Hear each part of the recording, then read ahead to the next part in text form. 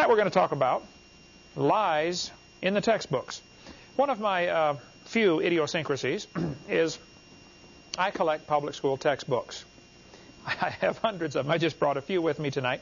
Since I taught biology and earth science and physical science for years, it's always been fascinating to me to study these books and see how different people, present the subject. And so we're going to talk about some of the lies in the textbooks. I think one of the most important things in my seminar is this session.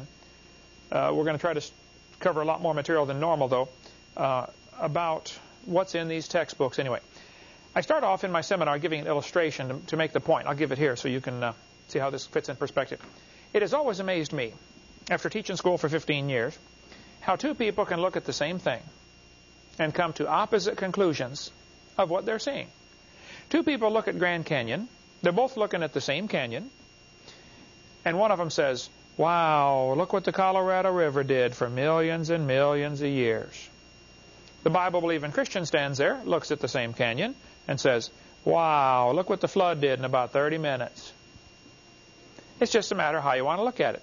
Same canyon, two different ways to look at it. Textbook says, over millions of years, the Colorado River has carved the Grand Canyon from solid rock. Now, just hold on a second. Does he know that, or does he think that? He doesn't know that. He thinks it took millions of years to form the Grand Canyon. I do debates all the time. Last night on the show, we were on the radio all night long till 4 in the morning. Several of the folks that called in were talking about, Grand Canyon took millions of years to form. No, it didn't take millions of years to form. I tell them in the debates, this one professor said, "Obviously, Mr. Hovind, it took millions of years to make the Grand Canyon." I said, "Well, sir, did you know if you built a dam across Grand Canyon, a huge lake would fill in behind it, covering several states? I mean, it would be a gigantic lake. Of course, it would take a lot of dirt to fill in the canyon, but still, it would back up a giant lake behind it." This picture with the white shows, that's what's called the snow line. Between these two red lines is what's called the Kaibab uplift. Now, Grand Canyon, it cuts right across the middle of a ridge, sort of like a long, narrow mountain called a ridge. If you push the carpet up against the wall, it would wrinkle. That would make a ridge. Grand Canyon is a slice right across a ridge called the Kaibab uplift, K-I-K-A-I-B-A-B, Kaibab. The top of the Kaibab uplift, that ridge, is roughly 7,000 or 8,000 feet above sea level. Way up there. Now, the bottom of the canyon where the river is only 1,800 feet above sea level, so it's more than 1 mile deep. Absolutely gigantic canyon. How many of you have ever seen the Grand Canyon? Huge hole in the ground. Unbelievable. 180 or 200 miles long between those two red lines. This is a picture from a satellite. The river enters the canyon up at the far right corner at 2,800 feet above sea level. Then the river flows down to the bottom and left is the way it would flow from this angle here. So what we have here, as the river enters the canyon, it flows downhill, of course, and ends up at 1,800 feet above sea level. It drops about 1,000 feet. During that time, the ground is rising up. The Kaibab uplift is going uphill. Interesting. So I told this professor in this debate one time, I said, "Sir, did you know the top of the canyon is higher than the bottom?" He said, "Yeah." I said, "Did you know the river only runs through the bottom?" He said, "So?" I said, "Sir, the top of the canyon is higher than where the river enters the canyon by over 4,000 feet. Rivers don't flow uphill. There's no delta. Where's all the mud that washed out of there? Usually when a river cuts through, makes a canyon or something, and all the mud that washes out is out at the outside. It flattens out into a delta. No delta for the Grand Canyon. There's no way that river made that canyon. The flood made Grand Canyon. Probably in a few weeks. Certainly not millions of years. See, while the sediment layers were soft after the flood, the water could erode that very quickly. Probably Grand Canyon formed within a few years after the flood, because the Bible says in Psalm 104, the mountains arose, the valleys sank down, and the water rushed off. During this time, probably huge lakes were trapped by the mountains lifting up, and it would take several weeks or months or years for that lake to overflow find the lowest point and overflow and make a spillway, and carve out Grand Canyon very quickly. Most of the river basins in the world were probably formed as the floodwater ran off during the last few months of the flood or during the first few years afterwards. There would be drainage patterns would have to be established, and as the water soaks out of the ground, gradually the ground would dry out and form the mountains and the rock layers that we have today. Okay, the Grand Canyon is what we call a washed-out spillway. Have you ever seen a farmer's built a dam on his property like Grandpa has on his property up there in Arkansas? If the water goes over the top of the dam, it'll find the lowest point and start going over that spot. Once it starts going through, it cuts a little groove, and then more water's rushing through, so it cuts the groove deeper and wider, so more water comes through. Especially if you have a lot of debris like sand and gravel and rocks and tree stumps and trees, it becomes like liquid sandpaper. It goes rushing through and carves the canyon out just in a hurry. And we'll get into more of that on video number 6 about the flood, what caused that. Anyway, Grand Canyon is simply a breached dam. It was not formed by the Colorado River. So you need to be able to give, for the quiz, some reasons why we know the Grand Canyon could not have been formed by the Colorado River. There's no delta. The top is higher than the bottom. Those would be too good enough right there. But the rivers don't flow uphill. Okay. Does anybody know what this machine is? This farmer's holding? This is a calf puller. It's a come-along, a block and tackle, or come-along attached to a pole. Once in a while, a cow has a hard time having that baby calf, and so they get the calf puller out, hook the cable around the calf's legs, and jack the calf out of the cow. You get a few thousand pounds of pressure on there, that calf comes right out, no problem. Well, one day this farmer was out pulling a calf with a calf puller. It was a breech birth. That means the back feet were coming out first. That's not good. Normally calves are born head first.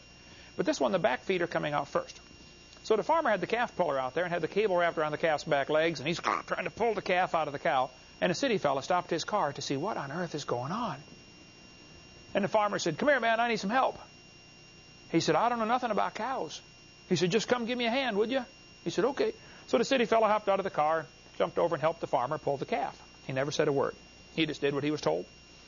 Well, about 10 minutes later, the calf is fine and the mother's fine, and so they're walking up to the barn, going to get washed up, and the farmer said, "Man, I want to thank you for helping me." The city fellow said, "Oh, I was glad to help, glad to help." The farmer said, "Have you ever seen anything like this before?" The city fellow said, "No, sir, I've never seen nothing like this." The farmer said, "Well, do you have any questions?"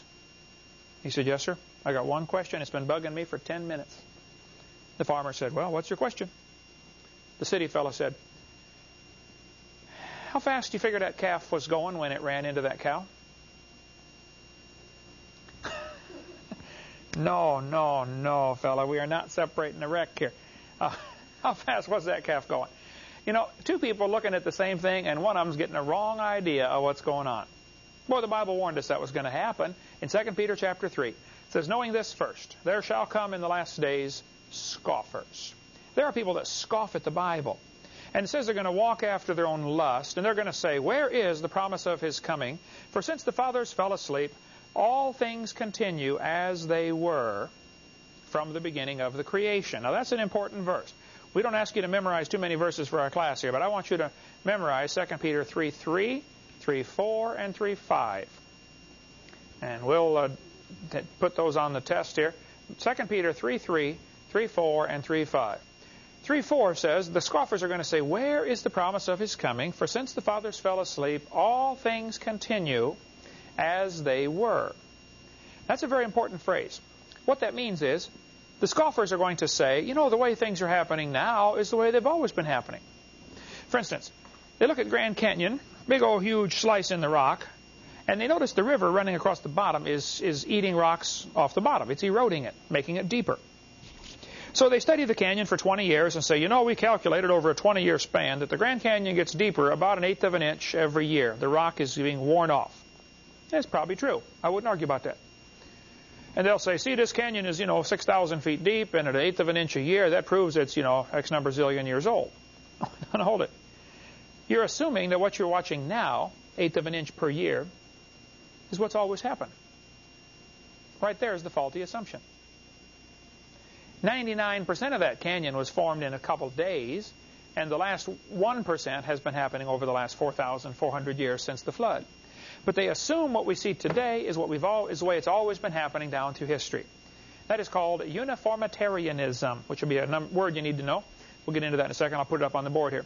The scoffers, the Bible says, will be willingly ignorant of how God made the heavens and the earth standing out of the water and in the water. We covered that in the previous sessions about what the original creation was like, how that the earth was made with a canopy of water overhead, and it was in the water and out of the water. And the scoffers are ignorant of the flood, whereby the world that then was, being overflowed with water, perished. This world was destroyed by a flood. And the scoffers don't want to admit there was a flood because that means, God has the authority to judge His creation. And He does, folks. This is His world. He can wreck it if He wants. Well, one of the scoffers in the last days was a fellow named James Hutton. In just about every science book, you read something about James Hutton. He lived in the late 1700s. He wrote a book in 1795 where he said, I think the earth is much older than everybody says. Now, you need to understand the history here. In the late 1700s, of course, we had our American Revolution. The English call it the Rebellion. We had our revolution in 1776 and rebelled against, King George, threw the tea in the harbor, making it unsuitable even for the British to drink. And in 1795, James Hutton wrote his book and said, I think the earth is millions of years old. Now, during this time, almost everybody in America, at least, and in the Western world, believed the Bible. They were strongly influenced by Christianity. And most everybody believed the earth was about 6,000 years old. So James Hutton comes along and says, I think it's, millions of years old. Well, that was a pretty new thought, and not many folks believed it. Also, during this time of the end of the 1700s and early 1800s, there were many revolutions going on. There were countries rebelling against the idea of a monarchy, a king. We had the American Revolution, the French Revolution, the Spanish, the Polish, the Italian, the German. What was happening was people were throwing off the king as a form of government. Now, the Tsar in Russia was the equivalent to a king up until 1917, right? Russia kind of escaped this. They kept their monarchy intact, long after the European revolutions were going on. But many countries were having revolutions to get rid of the king. They thought, we ought to have a different form of government called a democracy. And here the Bible says you should honor the king. And so some people thought the Bible was an obstacle to their political objectives. So, like this textbook says, many people thought the earth was only a few thousand years old.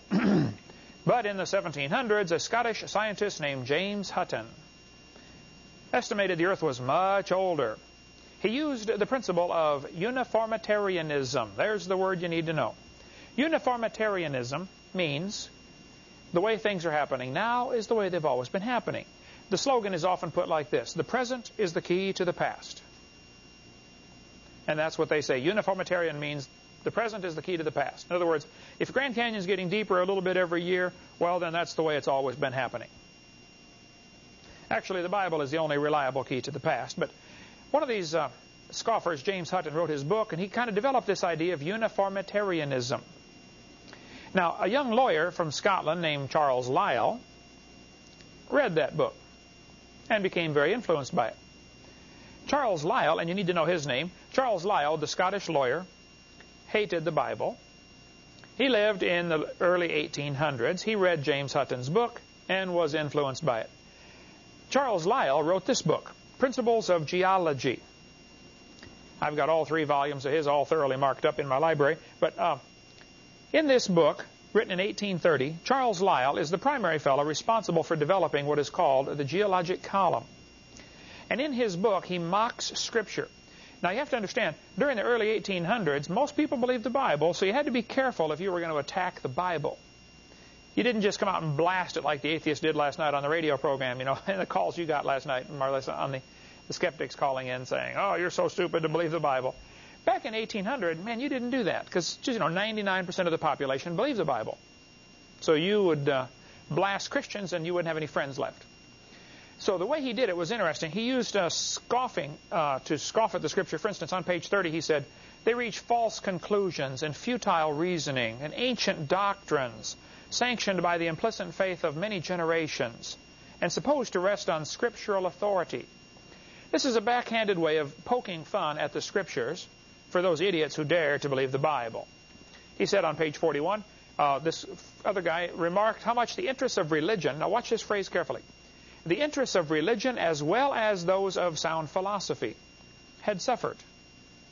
In other words, religion and sound philosophy suffer when you mix them together. What's he trying to say here? You mean you can't have religion and believe the Bible and also have sound philosophy? That's what he's trying to imply by perpetually mixing up the sacred writings with questions in physical science. Here is where, and they do this today, they try to make it look like the Bible and science cannot be put together. Well, no, the Bible and science get along fine. The Bible and evolution do not get along fine. But by saying the Bible and science don't get along, they're trying to imply that evolution is part of science, and it's not.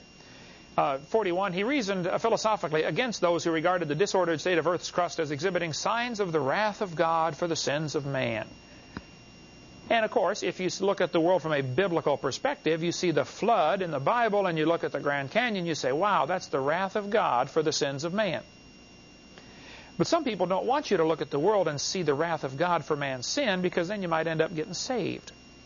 And so the devil has got a lot of folks looking at Grand Canyon saying, wow, that took millions of years of evolution. And that way they miss an important object lesson to remind them of the wrath of God on the sins of man. So Lyle here is mocking this idea. He talked about religious prejudices. You know, if you believe the Bible, you're prejudiced. He said, men of superior talent, he's talking about himself, who thought for themselves. Now, what do you mean by this? If you think for yourself, you will be of superior talent. And he said, and they were not blinded by authority like the Bible. This is another one of those backhanded jabs trying to say, well, if you believe the Bible, you don't know how to think for yourself. And I get that every week in debates and in call-in talk shows and stuff with us. Oh, you believe the Bible, you don't know how to think for yourself, huh? Well, yes, I do know how to think for myself. And I think I've studied it very carefully, and the Bible is absolutely right. Simple as that, okay? Lyle said his goal was to free the science from Moses. What's he mean by that, you think? Most scientists in this time were Christians. They thought science got along just fine with the Bible. Lyle said he wanted to free science from Moses. In other words, you know, get rid of this idea of a flood and a creation. Let's put millions of years in here. That's what Lyle wanted to do. Okay, scientists who thought that Archbishop Usher's estimate, or even 10 times this, was an immense length of time, were in for a rude shock when they started looking closely at the solid part of the earth. Oh, there's another backhanded stab at the Bible. In other words, yeah, you might believe the Bible's true, but when you really look at science, you'll find out it's not. And there are professors today that do the same thing to their students. They're going to say, oh, you believe the Bible, huh? Well, by the time you get done with this class, we'll show you the truth. That's just the attitude they have. That science doesn't go along with Scripture, but it certainly does. Lyle, in the early 1800s, developed, along with some other fellows, he developed the geologic column. How many have ever heard of the geologic column before? This was the time when they divided the earth up into layers, you know, Cenozoic, Mesozoic, Paleozoic, Archaeozoic, and all this stuff. They further divided it into different periods like the Jurassic, the Cretaceous, Jurassic, Triassic. Each of these names, most of these names, comes from a section in England, like the Devonian, for instance. There's a Devonshire, England. I believe it's called Devonshire, and they named it after that section.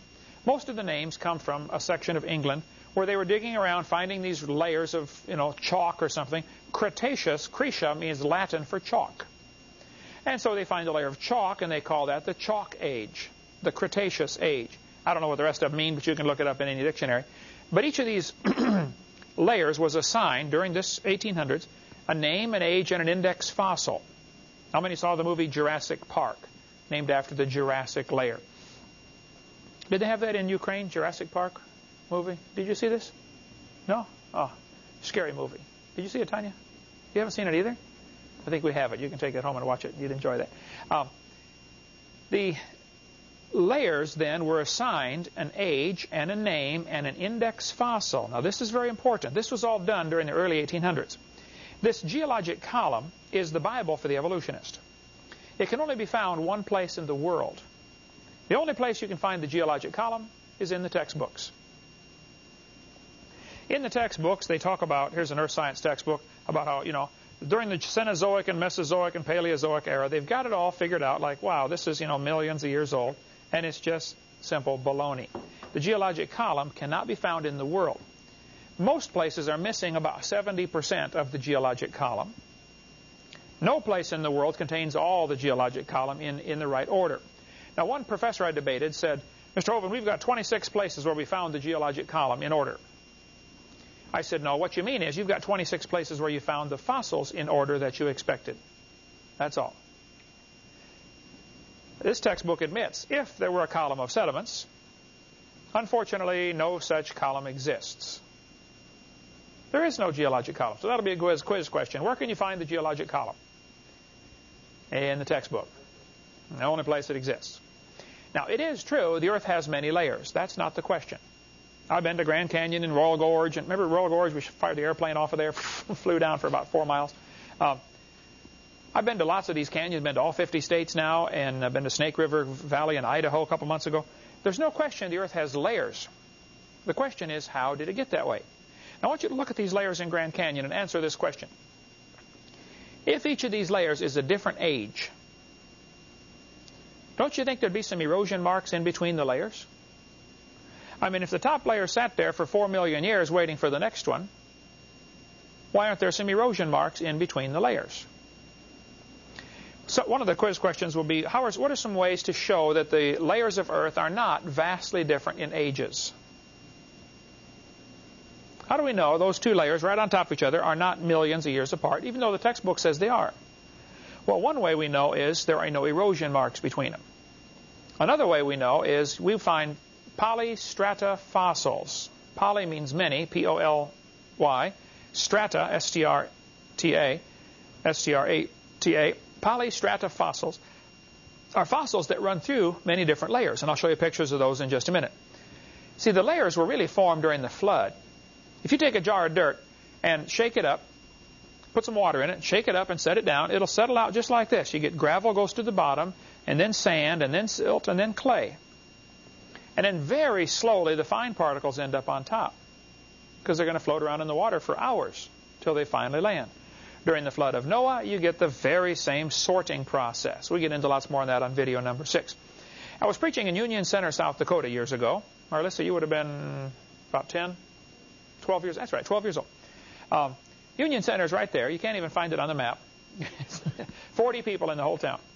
38 of them came to church. We had a revival, man, turned up the whole town. I don't know where the other two were. Out pulling a calf, I bet. But the preacher said, hey, Brother Hovind, let's go down to Rapid City, South Dakota. They've got a museum there with a bunch of dinosaur bones in it. I said, all right, man, I like dinosaurs, so let's go. So we all piled in the cars and vans, and we drove down to Rapid City, South Dakota. We got down to this museum. It's called the School of Mines Museum in Rapid City, South Dakota. We walk in the door, and this older fellow met us, and he says, folks, would you like me to give you a tour? I'm a guide here. We said, sure, that'd be great. The first place we stopped on the tour was the geologic time scale. They've got this chart all lit up behind glass. We stopped and we stood by that chart for a while. He said, now, folks, this layer of rock right here is about 70 million years old. My daughter, Marlissa, said, sir, how do you know that layer is 70 million years old? He said, well, that's a good question, honey. We determine the age of the layers by the types of fossils they contain. They're called index fossils, and this layer had dinosaur bones in it, so it must be 70 million years old. She said, okay, thank you, sir. We walked around the other side. We're standing over here, and the guide said, now, folks, these bones right here are about 100 million years old. My daughter raised her hand again. She said, sir, how do you know how old those bones are? He said, that's a good question, honey. We determine the age of the bones by which layer they come from. She said, excuse me, sir.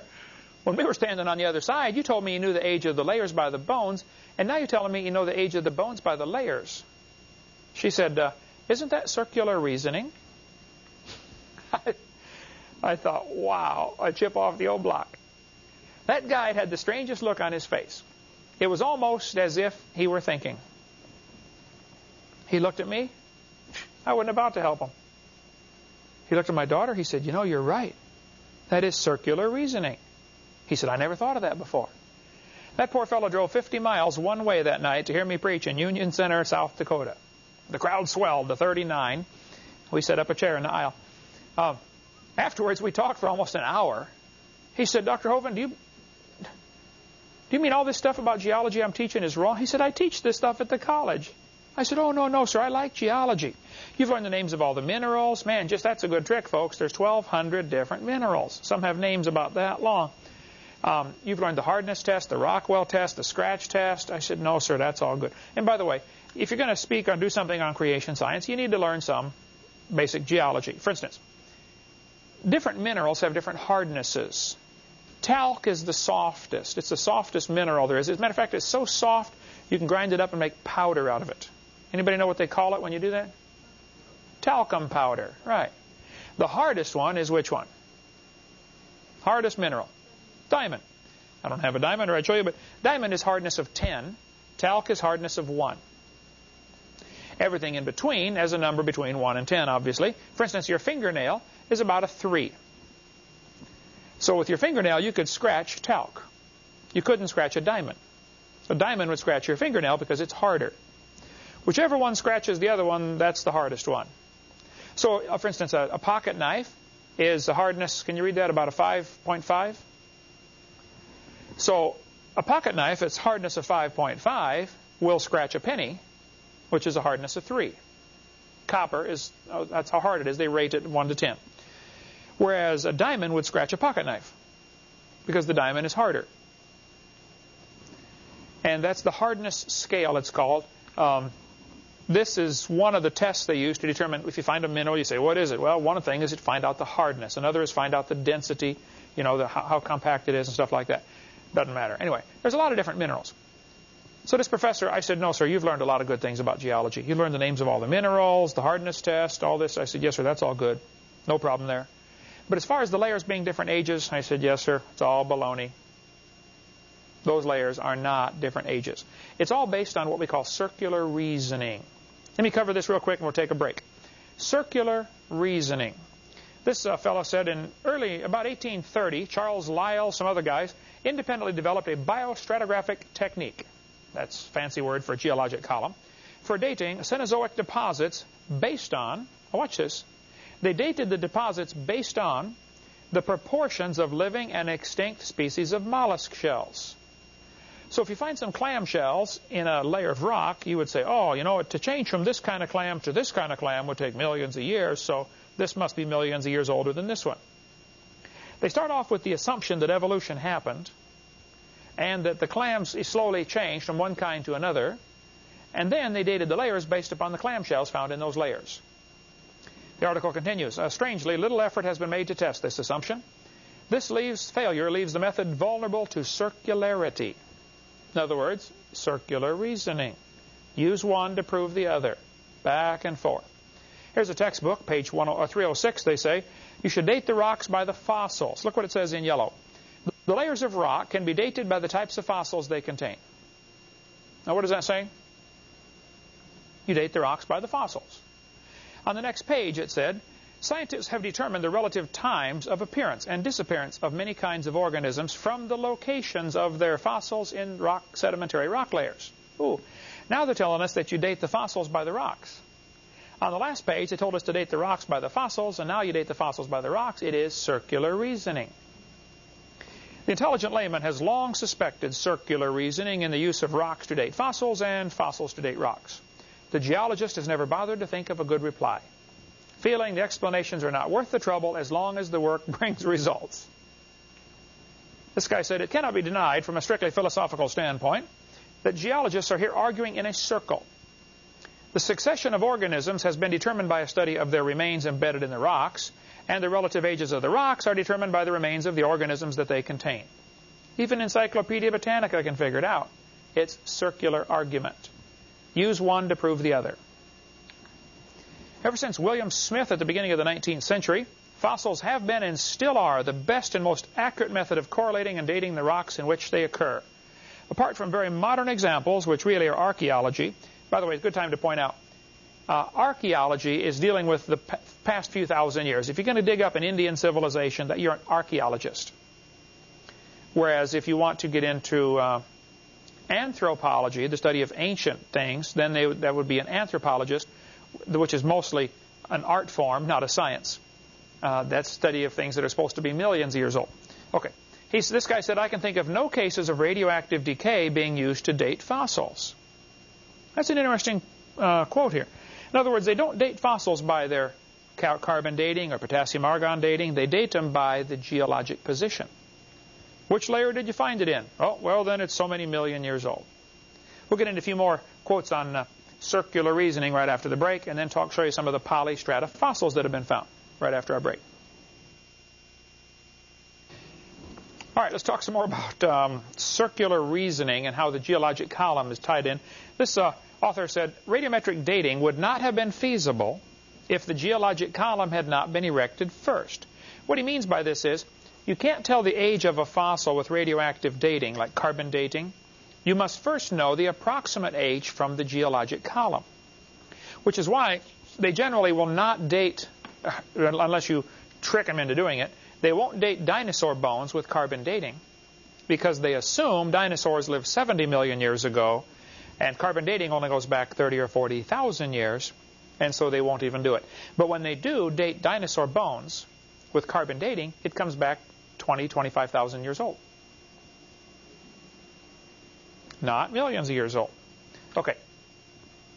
This Niles Eldridge is director of the American Museum of Natural History in New York, a strong believer in evolution. He spoke at University of West Florida. I went and heard him speak. He said, paleontologists cannot operate this way. There is no way simply to look at a fossil and say how old it is unless you know the age of the rocks it comes from.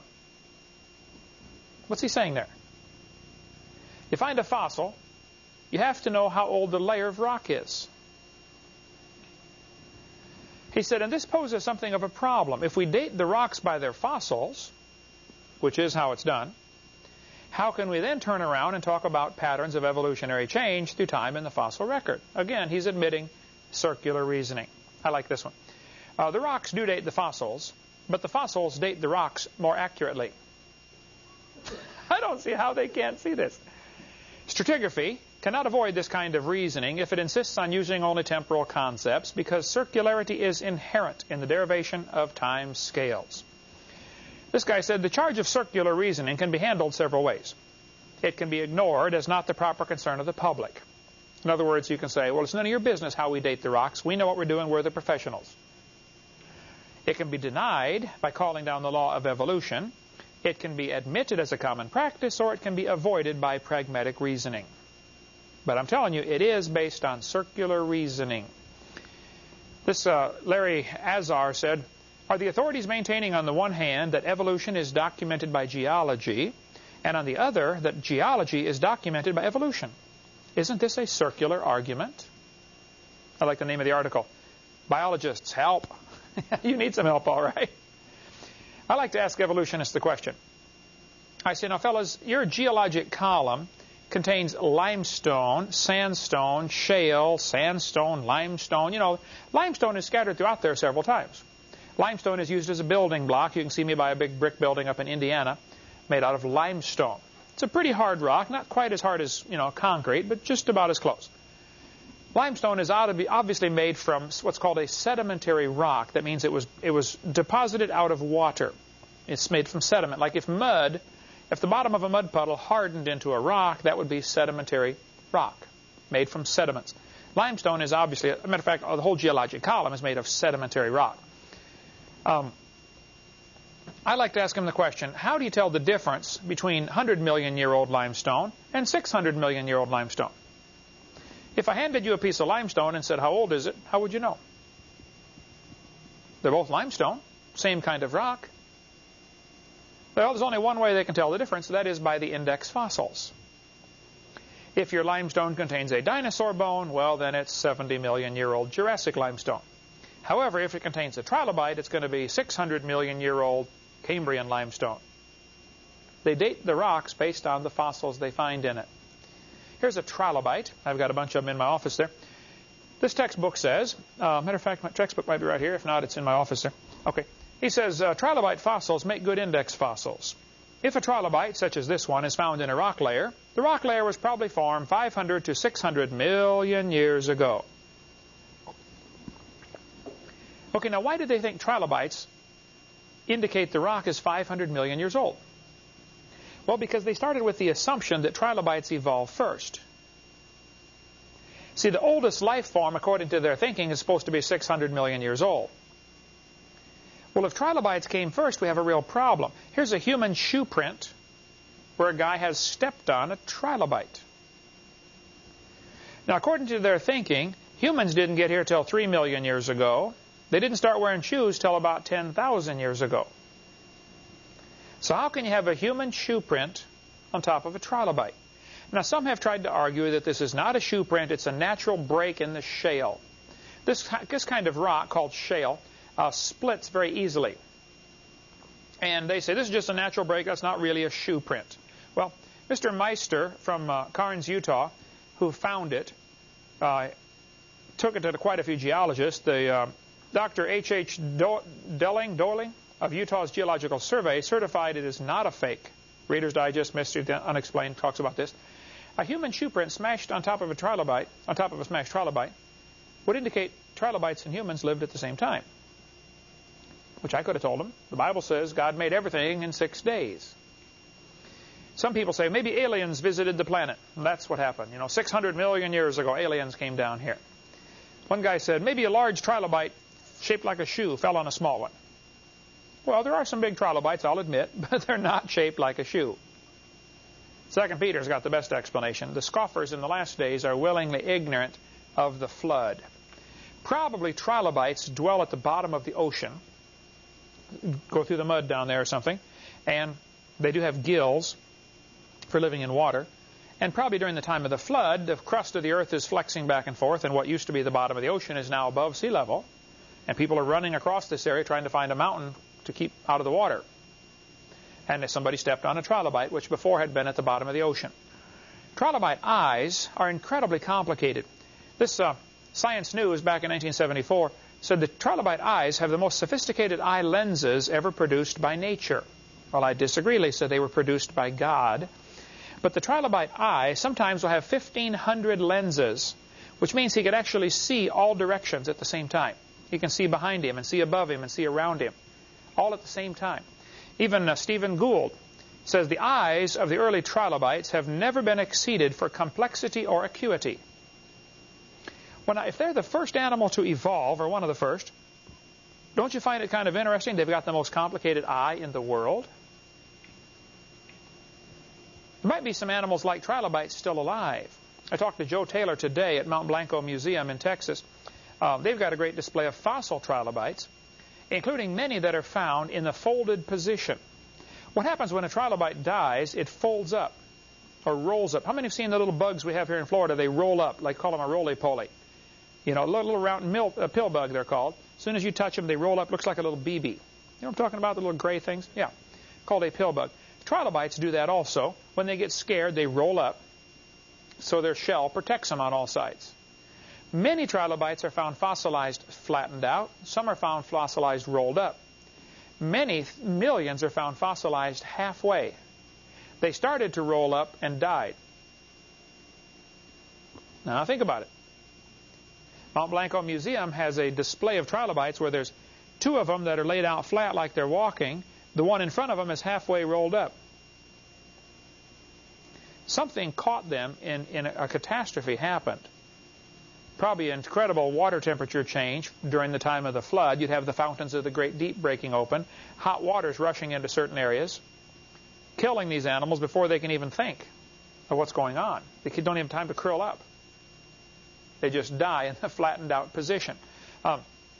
This rock is called it contains a fossil called a graptolite. Now the graptolite is the New York state fossil. Every one of the 50 states has a state bird, a state flower, and a state fossil. Graptolite is from New York, just north of Pennsylvania, Becky. I don't know what Pennsylvania's fossil is. Would you know that? You lived there. You don't know? Okay. This rock is supposed to be 410 million years old. Now this means if you find a rock and it contains a graptolite, the professor will date it at being 410 million years old. Not because he knows how old the rock is, but because he knows it contains a graptolite, and they're supposed to have lived 410 million years ago.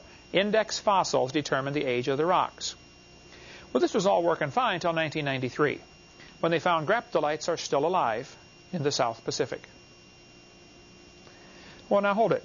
If they're still alive, maybe that means they could live in any rock layer. That means they were probably alive 1,000 years ago, didn't it? And 5,000 and 10,000 and 50,000.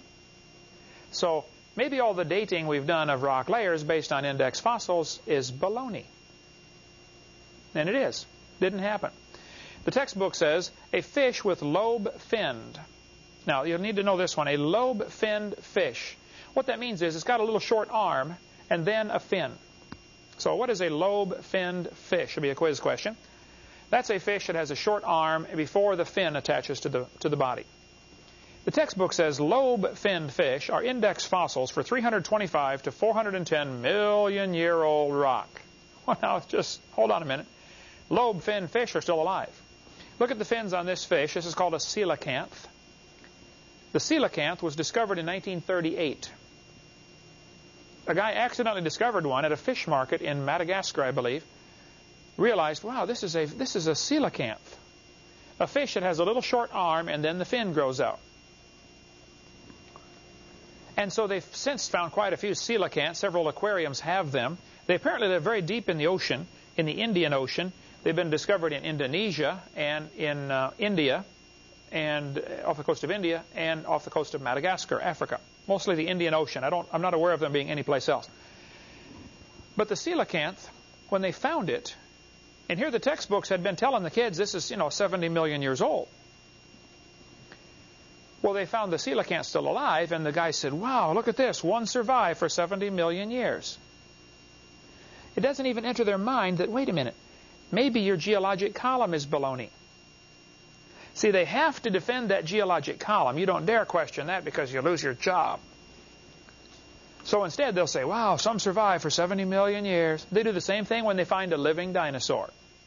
Wow, some of them survived for 70 million years. They just don't get it. Textbook says dinosaurs lived 70 million years ago. Now, wait a minute. Dinosaur blood was found inside the bone. Cut open a dinosaur bone and they could still see the blood cells in there. Don't you think the blood cells would rot in less than a few million years? Video number 2, we have some more on dinosaurs and humans still living together, of course, what we just covered in the last part. This is a biology book. Let's see, I don't think I brought that one, did I? No. Campbell? No. He says 18-million-year-old magnolia leaves from Idaho shale were still green when the rock was first cracked open. Now, what's the problem with his statement? He assumes they're 18 million years old. Truth of the matter is, probably that Idaho shale buried all sorts of things at the time of the flood. In the Reader's Digest, Mysteries of the Unexplained, there's a whole section about living toads that when you break open a lump of coal, a toad jumps out. Many stories have been told like that. In France, they were blasting a tunnel through a mountain to put in a railroad line, and they broke open this huge boulder of limestone, and with a piece of dynamite, they stuck some dynamite in, blasted this big rock to get it out of the way, and a pterodactyl stepped out, stretched its wings, 10-foot 9-inch wingspan, leathery skin. It squawked and died. Now how? Here they are in the middle of a mountain, solid rock. They've been blasting in this to make this tunnel, and a pterodactyl steps out. When they looked at the boulder that they just broken in half, there was a perfect impression of the pterodactyl on both sides. How would you explain that? Becky? Well, a rock cells evolve into a... Oh, rock cells evolve pterodactyls in the middle of them. Yeah, that could be. Well, I have a theory about that. During the flood, all sorts of things were buried. Many were buried alive.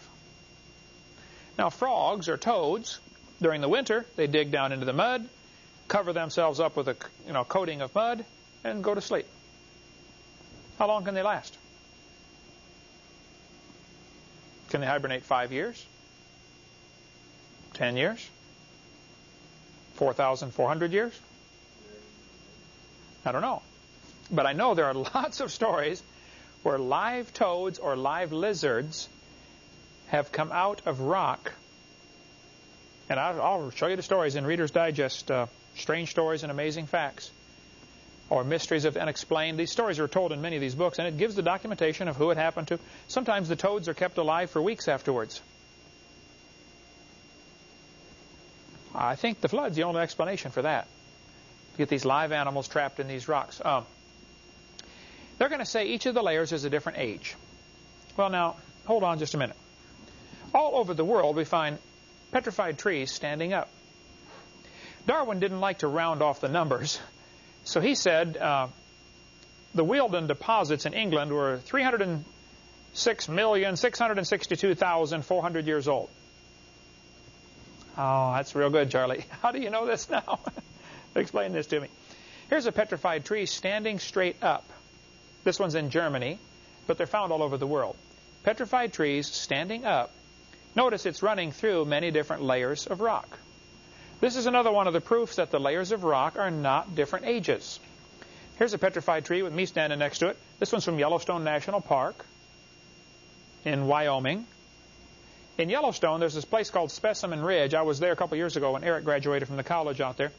And we went to Specimen Ridge. There are petrified trees standing up. None of the trees are more than 500 years old. They have less than 500 rings. Many of them run through 4 or 5 layers above the one that they're in. Nearly all of them have roots that go out a short distance and stop. If a hurricane came through town here and knocked trees down, it would knock the tree over and pull up a root ball. Does it get all the roots out of the ground? No, it breaks them off, doesn't it? It'll break them off, depending on how strong the root is, it'll break it off somewhere. And you end up with a root ball. Now, during the flood of Noah, I bet there were zillions of trees that were ripped out by the roots, floated around, and redeposited. They float along, and the water slows down, so they stop and settle to the bottom. And then a new layer of mud comes over the top. And then another layer of mud, and then pretty soon some more logs float by, and they end up getting deposited. You ended up with 27 consecutive layers of logs, of tree stumps, at Specimen Ridge, Wyoming, in Yellowstone. Now, the evolutionist will say, see, this proves the Earth is millions of years old, because what happened, the forest grew at least 500 years, then it was buried, then new trees started to grow, and they lived at least 500 years, and then they were buried, and then new trees started to grow. So you got to take 500 times 27 minimum, which is what, 14,000 or 13,500 years. They'll say this is minimum of 13 or 14,000 years old. No, no, no. These stumps go, if one tree stump goes up through into another layer, it didn't sit there for millions of years waiting for the next layer to come. It would have rotted and fallen over by then. When a tree dies, it rots in a few years and falls over. Petrified trees that are standing up are found all over the world. There's a guy by one in Joggins, Nova Scotia. Quite a few have been found there. I got some other more modern pictures. Here's one from Alabama. This guy's a friend of mine up in at Troy State. No, Don Patton. I don't know Don McDonald, but I know one of the other guys there. He said we find petrified trees in coal all the time. He's a miner. They dig up coal seams. And you find this tree, and it extends up right out of the coal into the next layer of rock. Sometimes the top part of the tree is petrified, and the bottom part of the tree is coalified. I got a rock in the right above your desk there, Becky. The outside is petrified, the inside is coalified, turned to coal. Same rock. Interesting. Here's some from Joggins, Nova Scotia. This family took these pictures for me. From a little kid sitting there putting her hand on a petrified tree standing up. Can you see that one? It obviously went way down. Most of the pieces have now fallen out of the cliff. But there are petrified trees standing up, running through multiple rock layers. In Germany, they're found. In France, in many parts of the United States, these petrified trees are found. In California, they find lots of petrified trees standing up, running through multiple rock layers. Sometimes the trees are upside down. The big end is on top. Now, how could this happen slowly over millions of years? I've thought about it for a long time, and I think the evolutionists really have only 2 ways to solve this. Number one, they can say the trees stood there for millions of years while the dirt slowly formed around them. What would be the problem with that theory? The tree would rot. The tree's going to fall over. It's not going to stand there for millions of years. Or number two, the trees grew through hundreds of feet of solid rock looking for sunlight. Well, then you got the problem, who planted the seed? And how did it know there was sunlight hundreds of feet above it? The simpler solution is the trees were buried in a big flood. See, how fast was that calf going? Keep that thought in mind, right? The flood formed nearly all the layers of rock that we see in the world, and we have polystrata fossils to prove it. We'll get into more of that later. This geologic column does not exist anywhere in the world except in the textbooks. But you need to understand the history of the times. In 1830, when that book came out, things were becoming pretty prosperous in the world. It was the age of industrial revolution, lots of new machines. In the old days, if you wanted to make a shirt, you had to go get the cotton, spin it into thread, weave the fabric, sew the shirt. It might take you 3 weeks to make a shirt. Now they got machines that can make a shirt in 3 hours. Wow. Now instead of spinning the thread by hand, with their, pedaling their spinning wheels, you got a big machine to make it in a hurry. And the more machines that came on the line in the early 1800s, called the Industrial Revolution, the more prosperous things became. I mean, all of a sudden, you didn't have to work, 8 hours a day just to prepare food. You could do it in 2 hours a day. You didn't have to spend 3 weeks harvesting your corn. You now have a machine that'll harvest the corn in 3 hours. So once things, it starts to allow you to get more done in a day, to make more money in your lifetime, and everything's becoming very prosperous. And so some people thought, we got everything we need. We don't need God anymore. And often when times are good, people turn away from God. When times are bad, they turn to God. Some people say, boy, if God had given me $1 million, I'd tithe. No, probably if God gave you $1 million, it would ruin you.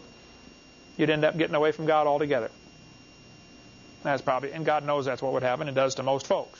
Doesn't have to, but it just seems to work that way. So in the early 1830s, people were believing the Bible was true. The flood formed all those layers.